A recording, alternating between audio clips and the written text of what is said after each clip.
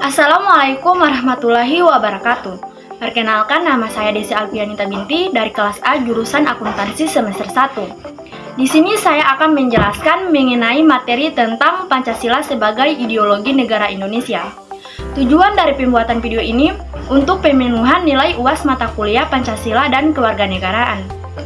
Pancasila sebagai ideologi negara adalah sarana pemersatu masyarakat dan pengarah motivasi bangsa untuk mencapai cita-cita, dan Pancasila sebagai ideologi negara secara lebih luas adalah visi atau arah kehidupan berbangsa dan bernegara di Indonesia.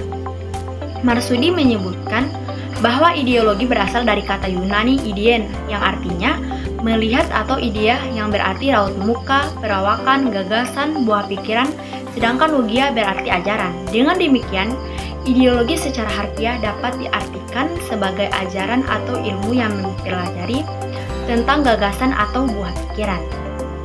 Dari segi dimensi idealisme, suatu ideologi perlu mengandung cita-cita yang ingin dicapai dalam berbagai bidang kehidupan bermasyarakat, berbangsa, dan bernegara.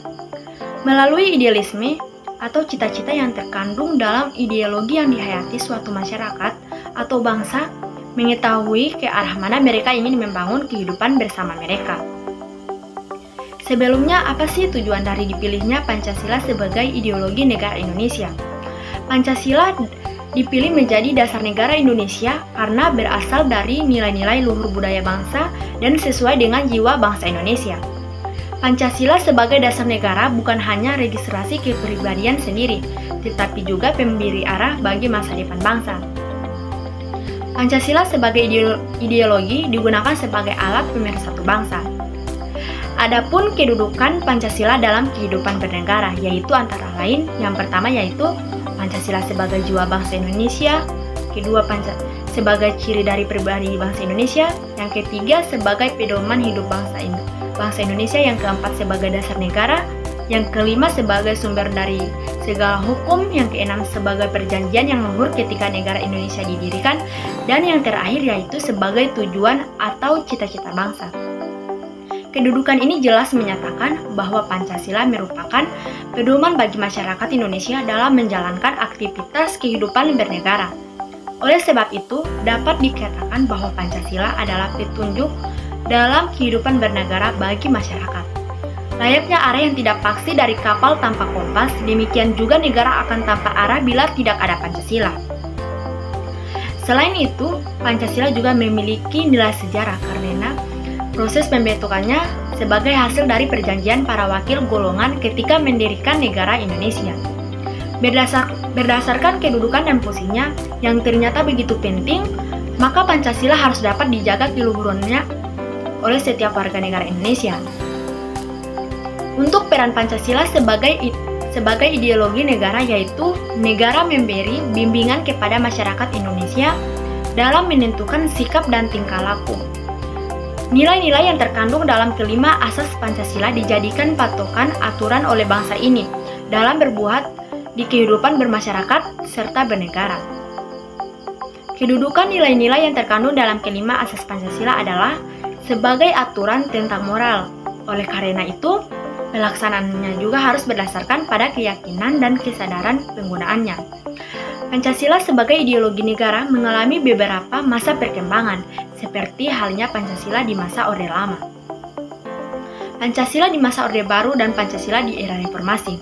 Berbagai pihak dan para ahli sepakat apabila ideologi Pancasila merupakan kumpulan gagasan yang disepakati bersama dan merupakan ciri khas bangsa Indonesia.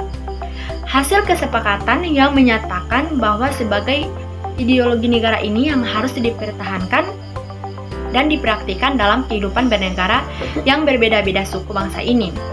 Dengan Pancasila sebagai ideologi negara juga berperan dalam pembentukan Undang-Undang Dasar Negara 1945. Selain itu, Pancasila juga berperan sebagai pedoman dalam pembuatan undang-undang, baik itu pada tingkat daerah atau tingkat nasional. Oleh sebab itu, dengan adanya Pancasila, maka setiap peraturan perundang-undangan yang telah dibuat harus berdasarkan suara dari rakyat serta cerminan dari bangsa Indonesia.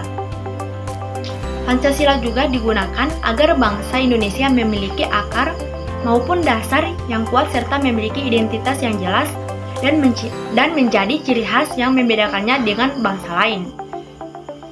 Selanjutnya, fungsi Pancasila sebagai ideologi bangsa Indonesia, yaitu berfungsi untuk memberikan kepada masyarakat Indonesia agar bisa mengembangkan sekaligus memelihara identitas bangsa Indonesia, memberikan pengawasan terhadap setiap perilaku masyarakat, serta bersikap kritis terhadap berbagai macam usaha agar cita-cita bangsa yang ada dalam Pancasila dapat terwujud.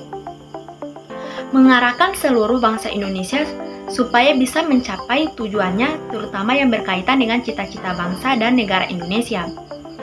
Memelihara, memperkuat, serta menyatukan semua bangsa Indonesia agar menjadi satu kesatuan, sehingga persatuan bangsa Indonesia tetap terus terjaga dan mengurangi terjadinya konflik antara anggota masyarakat.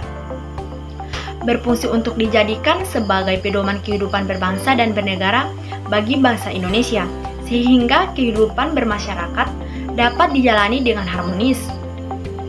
Dari beberapa fungsi Pancasila sebagai ideologi negara yang sudah saya jelaskan sebelumnya, berarti Pancasila memiliki fungsi utama berupa menjaga persatuan dan kesatuan bangsa dan negara Indonesia. Selanjutnya, kekuatan Pancasila sebagai ideologi negara Indonesia, yaitu yang pertama yaitu Pancasila sebagai ideologi dijadikan sebagai pegangan untuk mencapai suatu tujuan kebangsaan dalam kehidupan berbangsa dan bernegara.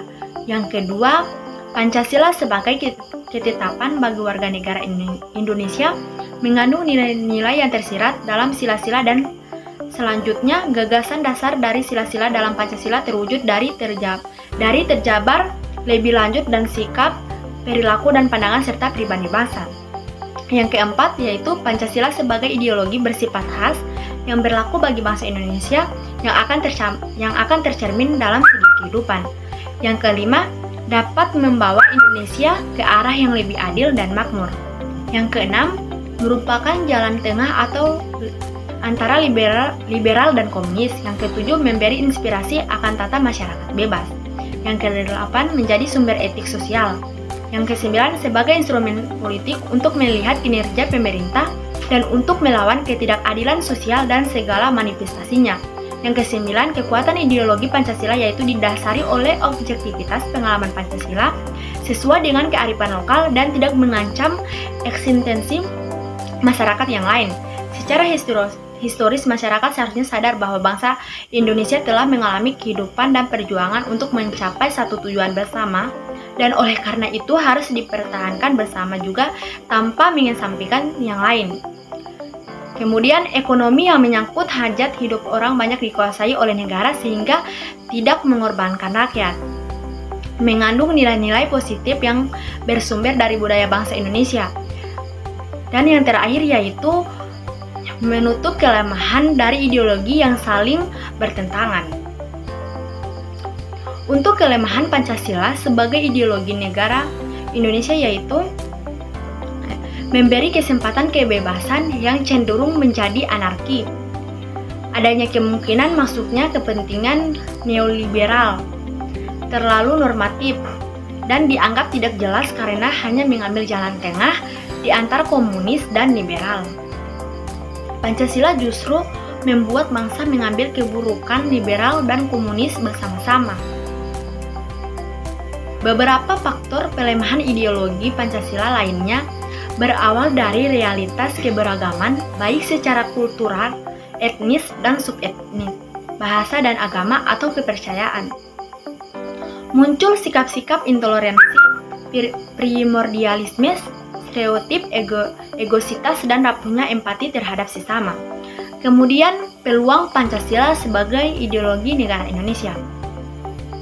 Peluang penerapan Pancasila merupakan kesempatan dan usaha mencapai persatuan dan kesatuan dengan menerapkan nilai-nilai Pancasila. Peluang penerapan Pancasila dapat diterapkan dalam kehidupan sehari-hari, yaitu mengubah sudut pandangan dengan cara melihat perbedaan sebagai keberagaman yang justru memperkuat bangsa bukan melemahkan.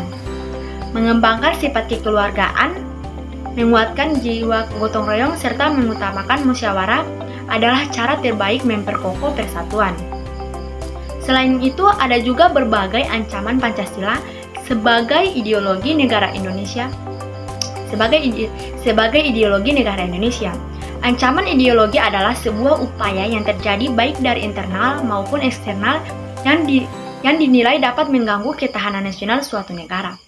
Berikut berbagai ancaman Pancasila sebagai ideologi negara Indonesia, yaitu yang pertama yaitu agresi dari wilayah lain. Agresi adalah salah satu contoh ancaman militer yang dilakukan menggunakan kekuatan bersenjata oleh negara lain terhadap suatu negara. Salah satu contoh ancaman militer berbentuk agresi adalah peristiwa agresi militer Belanda II pada tanggal 19 Desember 1945 yang berlangsung di Yogyakarta, di mana pada saat itu Yogyakarta merupakan ibu kota negara Indonesia. Yang kedua yaitu spionase. Spionase adalah ancaman militer yang dilakukan suatu negara dengan cara memata-matai negara lain. Tujuan spionase adalah untuk mencari atau memperoleh dokumen rahasia yang diinginkan oleh negara lain. Contoh ancaman militer spionase adalah tindakan pelanggaran terhadap sistem komputer militer Amerika Serikat pada tahun 2008 oleh Badan Spionase Asing. Yang ketiga, perang saudara. Perang saudara merupakan salah satu contoh ancaman militer yang terjadi antar kelompok masyarakat bersenjata yang ada di dalam satu wilayah atau satu daerah yang sama. Selain satu contoh ancaman militer perang saudara adalah perang saudara yang terjadi di Ambon, tepatnya di kota Poso, Palu, dan Palopo. Peristiwa tersebut dipicu oleh pertengkaran antara sopir taksi beragama non-Islam dengan penduduk Ambon yang beragama Islam. Yang keempat yaitu pemberontakan senjata. Pemberontakan bersenjata adalah penolakan terhadap otoritas yang dapat timbul karena berbagai alasan. Tindakan pemberontakan bersenjata dapat merupakan pembangkangan sipil atau kekerasan terorganisir sebagai upaya meruntuhkan otoritas yang ada. Contoh ancaman militer pemberontakan bersenjata adalah pada tanggal 23 Januari 1950 yang terjadi di Adil di Bandung. Kelima yaitu sabotase, yang merupakan tindakan pelanggaran yang dilakukan dengan cara merusak instalasi serta objek vital nasional. Contoh ancaman militer sabotase adalah yang terjadi pada militer Angkatan Udara Amerika Serikat dengan menggunakan alat pelacak sinyal dari darat dan ditunjukkan kepada pesawat Sukhoi. Lalu aksi teror terjadi di Indonesia merupakan aksi teror bersenjata yang dilakukan oleh jaringan terorisme internasional atau suatu jaringan yang bekerja sama dengan terorisme dalam negeri. Contoh ancaman militer aksi teror adalah peristiwa kekerasan bersenjata yang dilakukan oleh orang tidak dikenal terhadap sejumlah pekerja perkebunan di Pulau Jawa, pedalaman Kecamatan Geredong, Pase, Aceh Utara, yang saat itu sedang menonton televisi bersama. Dan yang terakhir yaitu pelanggaran wilayah. Pelanggaran wilayah adalah salah satu tindakan yang mengancam keutuhan dan kedaulatan wilayah negara serta membahayakan bangsa dalam suatu negara. Tindakan pelanggaran wilayah dapat dilakukan menggunakan pesawat maupun kapal. Contoh ancaman militer pelanggaran wilayah adalah berlangsungnya kegiatan kapal nelayan Cina yang masuk ke dalam wilayah perairan Indonesia, tepatnya di kawasan Zona Ekonomi Eksklusif atau ZEE di Natuna. Strategis yang bisa dilakukan untuk mengatasi masalah ancaman di bidang ideologi ini diantaranya yaitu yang pertama, memperkuat mental bangsa yang berlandasan ideologi Pancasila. Menurut Mr. Bakri, strategi menghadapi ancaman ideologi dapat dimulai dari memperkuat keyakinan dan kebenaran terhadap ideologi Pancasila yang memiliki kekuatan untuk mempersatukan Indonesia secara utuh dan menyeluruh. Cara tersebut dapat dilakukan dengan cara memahami Pancasila lebih dalam sebagai salah satu ideologi utama negara, menumpas gerakan separatis, dan menanamkan nilai Pancasila dalam kehidupan bermasyarakat. Strategi kedua adalah menyebarkan dan mendorong masyarakat untuk mengaplikasikan butir-butir Pancasila dalam kehidupan bernegara dan tidak mudah terpengaruh dengan pemikiran Barat yang ideologinya berbeda dengan kita. Karena setiap negara menganut etika dan moral yang berbeda-beda. Yang terakhir, Strategi menghadapi ancaman di bidang ideologi dapat dilakukan dengan menerapkan konsep pertahanan berlapis yang terdiri dari lapisan terdepan adalah unsur pertahanan nir-militer seperti kementerian dan lembaga pemerintah dan non-kementerian yang menguasai bidang ideologi. Kementerian dan unsur pemerintahan di bidang politik dalam negeri untuk mengerahkan seluruh tenaga dan kekuatan politik untuk menghadapi ancaman di bidang ideologi. Unsur pemerintahan di bidang informasi yang memiliki kekuatan nasional untuk menyelenggarakan operasi informasi imbangan sehingga masyarakat menerima informasi yang dapat mengabaikan berbagai pengaruh asing yang berpotensi memecah belah persatuan bangsa. Unsur pemerintahan di bidang pendidikan yang menyelenggarakan proses pembelajaran dan membangkitkan kesadaran kepada siswa dan mahasiswa tentang pentingnya pendidikan Pancasila dan kewarganegaraan. Unsur pemerintah di bidang agama yang bermitra dengan pemimpin agama untuk menyinergikan strategi terhadap ideologi asing yang membahayakan kehidupan bangsa dan bernegara.